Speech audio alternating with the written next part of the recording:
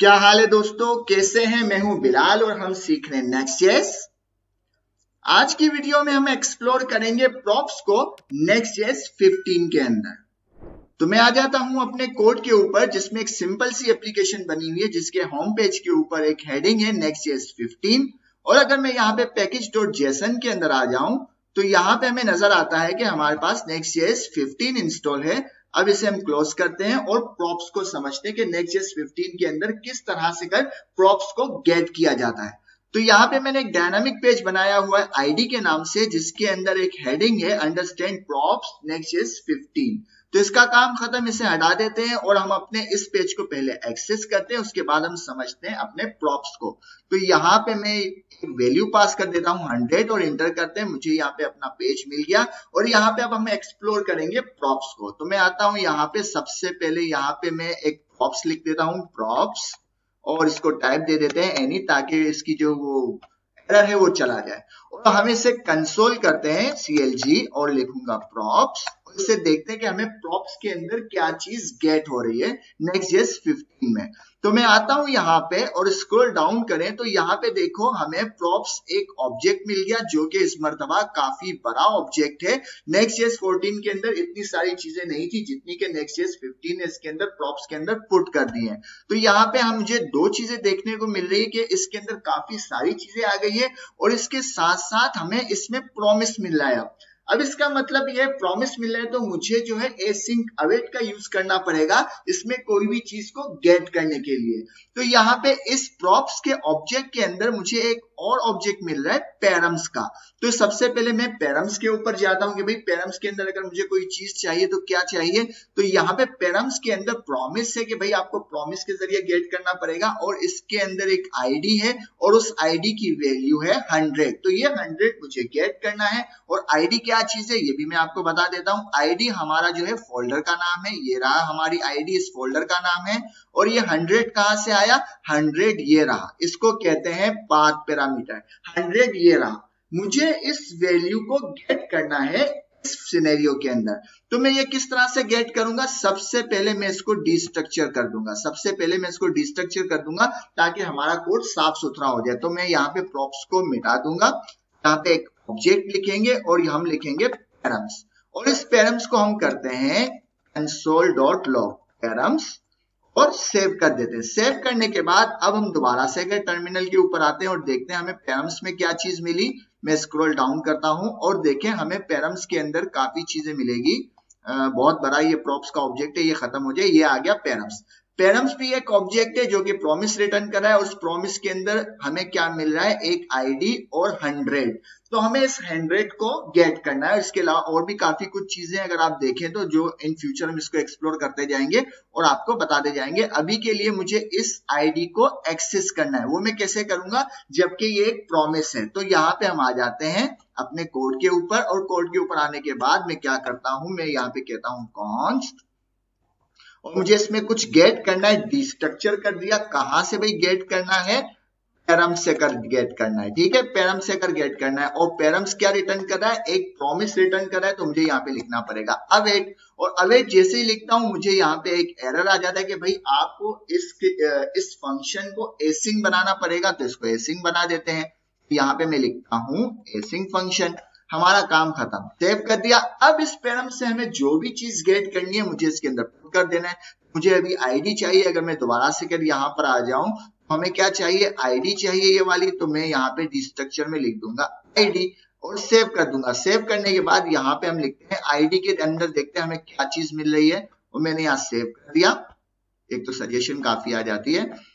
Save करते हैं, यहाँ पे मैंने कंसोल कर दिया आईडी को। अब हम जरा देखें कि हमें आईडी मिली या नहीं मिली। बिल्कुल नीचे जाना पड़ेगा। यहाँ पे देखो हमें 100 मिल गया, कितना ज्यादा आसान है। अब हम इसको रेंडर करते हैं। हम इसे रेंडर करने के लिए क्या करते हैं, हम यहाँ पे h1 लिखेंगे। h1 के साथ हम लिखेंगे पाथ पैरामीटर। पाथ पैरामीटर क्या है, पाथ पैरामीटर हमारी आईडी है। और हमने यहाँ सेव कर दिया। सेव करने के बाद देखते हैं हमें रिजल्ट मिला। मैं आता हूं अपने पेज के ऊपर, हमें रिजल्ट मिल गया। अगर 100 की जगह में लिखता हूं लाइक 10000 इंटर, वो भी हमें मिल गया। दोबारा से कर अगर हम देखें इसको कुछ और लिखते, लाइक मैंने लिखा बिलाल बिलाल भी मिल गया, तो मतलब हमें 5 पैरामीटर मिल गए। कितना ज्यादा आसान है। बस इसके अंदर हमें एक चीज ये समझ में आई कि प्रॉप्स को इस बार गेट करने के लिए हमें एसिंक अवेट का यूज करना पड़ेगा और बाकी चीजें सेम है, लेकिन प्रॉप्स के अंदर इन्होंने बहुत सारी चीजें डाल दी है। लाइक पहले इन्होंने सिर्फ पैरम्स रखा था और पैरम्स के साथ सर्च पैरम रखा था और कुछ भी नहीं था, लेकिन पैरम्स के अंदर भी इन्होंने इस बार बहुत सारी चीजों को पुट कर दिया है जो इन फ्यूचर हम एक्सप्लोर करेंगे तो आपके साथ शेयर भी कर देंगे। यहां तक बात समझ में आ गई। अब इसके साथ, इस पाथ पैरामीटर के साथ, इसको पाथ पैरामीटर भी कहते हैं, पैरम्स भी कहते हैं, इस पाथ पैरामीटर के साथ मुझे जो है क्या चाहिए, क्यूरी पैरामीटर भी चाहिए या सर्च पैरम्स भी चाहिए। ये पाथ पैरामीटर या पैरम्स है, इसके साथ मुझे सर्च पैरम भी चाहिए। वो कैसे मिलेगा? लाइक मैं यहाँ पे लिखता हूँ क्वेश्चन मार्क और क्वेश्चन मार्क के बाद यहाँ पे मैं लिखता हूँ एक नेम। यहाँ पे आप कुछ भी लिख सकते हैं, नेम लिख सकते हैं, सर्च लिख सकते हैं, टॉपिक लिख सकते हैं, फील्ड लिख सकते हैं, A to Z आपका जो मन करे यहाँ पे नेम की जगह आप लिख सकते हैं। नेम को मैं वैल्यू पास करता हूँ रतन, नेम को मैंने वैल्यू पास कर दी रतन और सेव कर दिया। ठीक है, यहाँ पे सेव नहीं करना था, सॉरी। नेम को मैंने एक वैल्यू पास कर दी रतन। अब मुझे इस रतन की वैल्यू को गेट करना है सर्च पैरम में से, तो हम आ जाते हैं दोबारा से कर, हम यहाँ पे पैरम्स के साथ साथ गेट करते हैं search param, search params, S लगाना जरूरी है। और इसके साथ साथ अब हम इसको कंसोल करके देखते हैं सर्च पैरम्स को कि हमें सर्च पैरम्स में क्या चीज मिल रही है। मैंने सेव किया, सेव करने के बाद दोबारा हम आ गए टर्मिनल के ऊपर और इसको स्क्रॉल डाउन करें तो सर्च पैरम्स भी देखो एक प्रॉमिस है, सर्च पैरम्स भी क्या है, एक प्रॉमिस है। अगर मैं और ज्यादा स्क्रॉल डाउन करूं क्योंकि मुझे सही आइडिया नहीं हो रहा, मैं इसको रिफ्रेश कर देता हूं एक बार, इसको मैं एंटर कर देता हूं ताकि दोबारा रेंडर हो जाए। काफी चीजें आ गई है, हमें समझ नहीं आ रहा, अब आ गया। सर्च पैरम भी एक प्रॉमिस है जो कि एक ऑब्जेक्ट रिटर्न कर रहा है, उस ऑब्जेक्ट के अंदर एक और ऑब्जेक्ट है जिसके अंदर हमें नेम और रतन मिल रहा है, जिसके अंदर हमें नेम और रतन मिल रहा है। इस नेम की जगह आप कुछ भी लिख सकते हैं, लाइक अगर नेम की जगह मैं लिख देता हूं सर्च, नेम की जगह मैं लिख देता हूं सर्च, यहां पे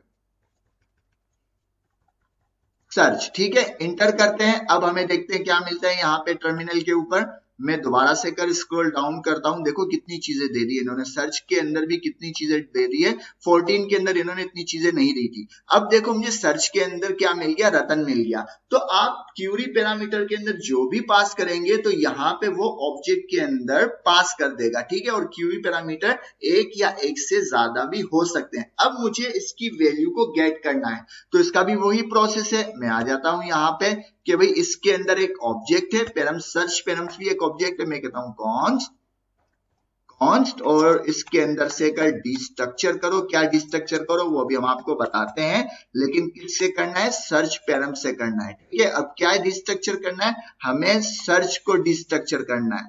ठीक है, सर्च को डिस्ट्रक्चर करना है और कंसोल भी कर देना है सर्च को, तो मैं यहाँ पे लिखता हूं सर्च और सेव कर दिया। ठीक है, सेव कर दिया। अब देखते हैं हमें क्या मिलता है console.log में, बिल्कुल लास्ट में हमें रतन मिल गया। कितना ज्यादा आसान है, कितना ज्यादा आसान है। क्यूरी पैरामीटर भी हमें पता चल गया और पाथ पैरामीटर भी हमें पता चल गया, तो इसको भी हमें रेंडर करना है। तो रेंडर करने के लिए हम क्या करेंगे, यहाँ पे h1 लिखेंगे, h1 के साथ में लिखूंगा क्यूरी पैरामीटर और इसको वैल्यू दे देंगे। क्या वैल्यू है इसकी, सर्च। ठीक है, तो यहां पे मैंने लिख दिया सर्च, सॉरी कंट्रोल जी सर्च और सेव कर दिया। सेव करने के बाद अब आ जाते हैं यहाँ पर, देखो हमें रतन मिल गया। अगर मैं यहाँ पे सर्च के अंदर नाम बदल देता हूं, लाइक मैंने लिखा बिलाल, यहाँ पे मैं लिखता हूं बिलाल, एंटर कर दिया, यहाँ पे बिलाल हो गया। अगर मुझे पाथ पैरामीटर चेंज करना है तो मैं पाथ पैरामीटर को चेंज करता हूं 007 और यहाँ पे लिख लेते हैं रतन, क्योंकि वो 007 ही है एक्चुअल में। एंटर किया, तो कितना ज्यादा आसान है। इसको भी मैं समझा देता हूं कि यहाँ पे ये क्वेश्चन मार्क जो है इसकी राइट साइड पे जो है वो क्यूरी पैरामीटर कहलाते हैं और इसके जो लेफ्ट साइड के ऊपर है वो पाथ पैरामीटर कहलाते हैं। Next.js 15 के अंदर इनको गेट करने के लिए हमें async await का यूज करना पड़ता है, क्योंकि ये एक प्रॉमिस रिटर्न कर रहे हैं एज पर डॉक्यूमेंटेशन। और जो हमें चीजें नजर आई है उसके अंदर हमने देखा कि एक प्रॉमिस रिटर्न कर रहे हैं और प्रॉमिस रिटर्न करने के लिए हमें इसको async await का यूज किया गेट करने के लिए और इसको डिस्ट्रक्चर किया, जिस तरह से भी मैंने आपको बताया डिस्ट्रक्चर किया और डिस्ट्रक्चर करने के बाद इसको मैंने इजीली रेंडर कर लिया। तो अब हम इसको एक और क्यूरी पैरामीटर पास करते हैं और देखते हैं वो किस तरह से कर गेट करेंगे। तो मैं आ जाता हूं अपने ब्राउजर के ऊपर और यहाँ पे एक और क्यूरी पैरामीटर पास करने के लिए मुझे लिखना पड़ेगा एंड, और उसके बाद मैं लिख लेता हूं लाइक एज लिख दो या जो भी आपका मन करे क्यूरी पैरामीटर आप यहाँ पे बना सकते हो। एज लिख देते हैं तो एज में दे देता हूँ, रतन लाल की एज मुझे नहीं पता, अभी के लिए 16 लिख देते हैं क्योंकि ये नाराज हो जाता है इसकी एज अगर हम ज्यादा बताते हैं। तो एज जो है मैंने 16 दे दी। अब मुझे इस 16 की वैल्यू को गेट करना है। किस तरह से करेंगे, मैं एंटर करता हूं और यहाँ पे आ जाते हैं। क्योंकि मेरे पास एक और क्यूरी पैरामीटर आ गया तो मैं यहाँ पे क्या करूंगा, यहाँ पे कॉमा और एज लिख देंगे, एज लिख देंगे और यहाँ पे सर्च के साथ एज दे देंगे। console.log में चेक करने के लिए कि क्या मुझे जो है यहाँ पे एज की वैल्यू मिल रही है जो मैंने क्यूरी पैरामीटर में पास की है। सेव करते हैं, अपने टर्मिनल पे आते हैं और देखते हैं यहाँ पे देखो रतन लाल की एज हमें मिल गई, जो कि एक बहुत बड़ा कारनामा है क्योंकि इसकी एज के बारे में किसी को पता ही नहीं।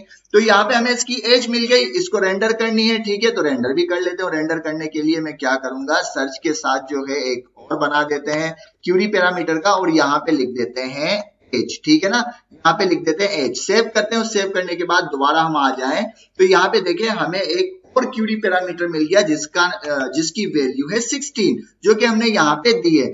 इस तरह से आप जितने क्यूरी पैरामीटर बनाना चाहें, लाइक आप यहाँ पे एक और क्यूरी पैरामीटर बना दें एंड करके और उसकी ईडीयू लिख लें एजुकेशन, और एजुकेशन को आप जो भी यहाँ पे लिखना चाहें कि भाई मैट्रिक है जो भी है, इनकी वैल्यू को गेट करने के लिए आपको इसे यहाँ से सर्च पैरम से कर गेट करना पड़ेगा।